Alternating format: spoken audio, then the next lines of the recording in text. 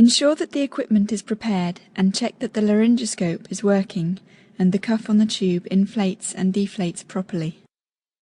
Pre-oxygenate the patient with bag and mask ventilation for up to 1 minute before attempting to intubate.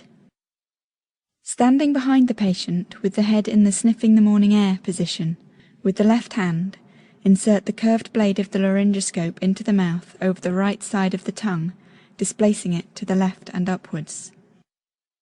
Advance the laryngoscope slightly until the tip of the epiglottis can be seen posterior to the back of the tongue. Advance the tip of the laryngoscope blade into the vallecula between the epiglottis and the tongue. With the handle of the laryngoscope pointing away from you at 45 degrees, lift upwards and away to lift up the tongue and epiglottis to display the vocal cords and the laryngeal opening. With the right hand, insert the endotraqueal tube from the right-hand side of the mouth directly between the cords and into the trachea until the cuff passes through the cords. The markings on the tube at the incisors will show between 21 and 24 centimeters in the average-sized adult when the tube is in position. Remove the laryngoscope and inflate the cuff with approximately 15 mL of air to prevent air leaking during ventilation. Attach the tube to the bag and valve apparatus and ventilate the patient with the oxygen flow on 12 to 15 litres per minute.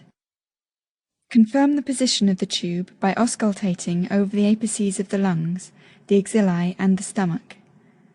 If it is not in the correct position, deflate the cuff and remove the tube. Resort back to bag and mask ventilation and repeat the intubation process from the beginning. If the tube is in too far, the right lung will be ventilated only via the right main bronchus. If this occurs, deflate the cuff and withdraw the tube 2 to 3 centimeters. Re-inflate the cuff and recheck the position.